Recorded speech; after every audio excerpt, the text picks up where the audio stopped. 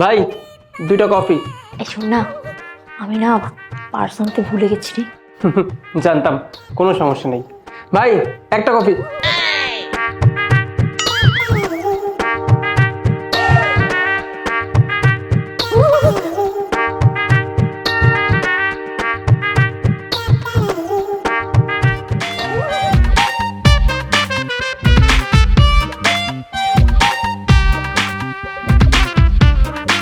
এনেছি। ভাইয়া, আমাকে একটা কফি দেন। আরে কোনো সমস্যা নেই তো, তুই আমাকে বললেই পারতি, তোর বিলটা না হয় আমি দিয়ে দিতাম। কিন্তু আমি এমনটা কেন করলাম জানিস? দেখ দোস্ত, তোর তো প্রতিদিনের স্বভাব, তুই প্রত্যেকটা দিন পার্স আনতে ভুলে যাস আর তোর টাকাটা আমাকে দিতে হয়। এই জন্য আজকে এই কাজটা করলাম। ঠিক আছে, বুঝতে পেরেছি।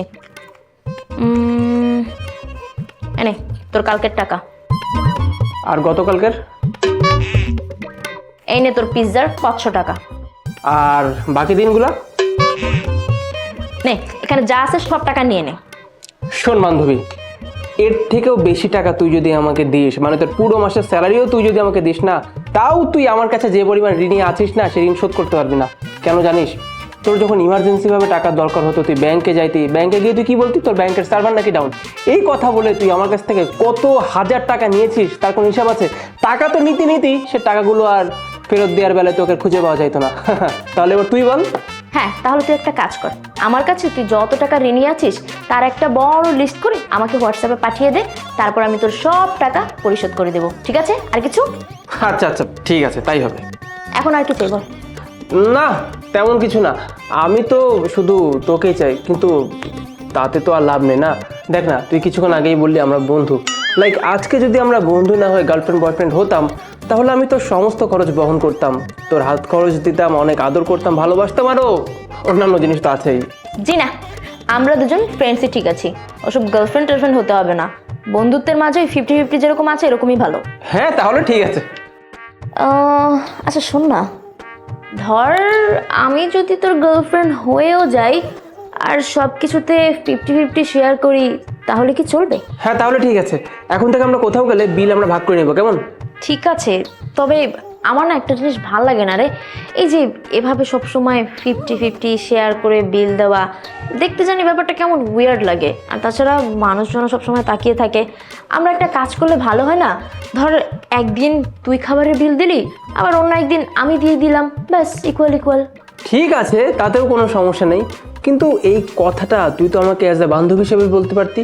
তুই সেটা না করে কেন আমাকে বললি তুই আমার গার্লফ্রেন্ড হতে চাস? তার মানে সিঙ্কিং ড্রিঙ্কিং ওয়াটার। হ্যাঁ, আমি তোর গার্লফ্রেন্ড হতে চাই না, আমি বন্ধুই ঠিক আছি, আমি গেলাম। আরে কোথায় যাচ্ছিস? দাঁড়া। আরে এই যে ভাই, এই কি সমস্যা তোমার বলো তো? অনেক কষ্ট করে ম্যানেজ করেছি সব কিছু, এখন কি তোমার জন্য সব আগের মতো নষ্ট হয়ে যাবে? তাড়াতাড়ি নিয়ে আসো কফি।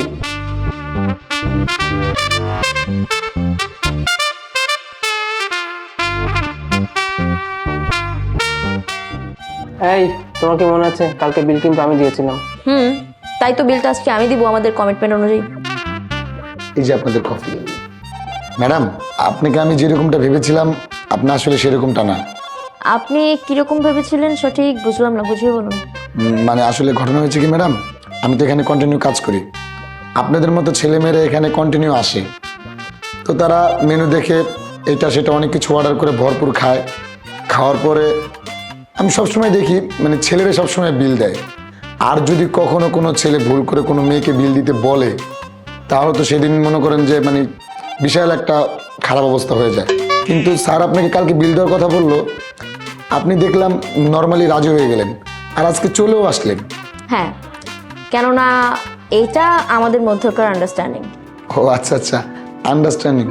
আমি তো আসলে ম্যাডাম ভয়ে আছি যে আমি বিয়ে শাদী করলে আমি মানে কিভাবে চলবো, আমার যে মানে কম টাকা স্যালারি, এটা নিয়ে আমি আমার ওয়াইফের খরচটা বহন করতে পারবো কি না। তখন মানে এটা ভাবতে ভাবতেই মানে আমার কি একটা পেরেশানি। কিন্তু আপনার মতো মেয়ে যদি হয় তাহলে ম্যাডাম আমার আর কোনো পেরেশানি নেই, কোনো টেনশন নেই।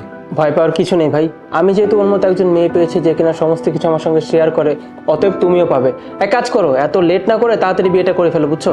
দেখুন, আগে আমরা দুজন একে অপরকে ইমোশনালি হেল্প করতাম, আই মিন মেন্টাল সাপোর্ট দিয়ে, কিন্তু বর্তমানে দুজনেই যেহেতু আমরা এস্টাবলিশ, এই জন্য দুজনেই দুজনকে ফিনান্সিয়ালি সাপোর্ট করি। আর এটা প্রত্যেকেরই উচিত, তাই না? এটা একটা ভালো আন্ডারস্ট্যান্ডিং। আমিও দোয়া করি আপনি এরকম একজন পেয়ে যান। অবশ্যই আপনাকে খুঁজতে হবে, খুঁজলে অবশ্যই পেয়ে যাবেন। জি ম্যাডাম, আপনারা আমার জন্য দোয়া করবেন, আমি যেন আপনার মতো একটা মেয়ে খুঁজে পাই। স্যার, এনজয় এর কফি। শিওর।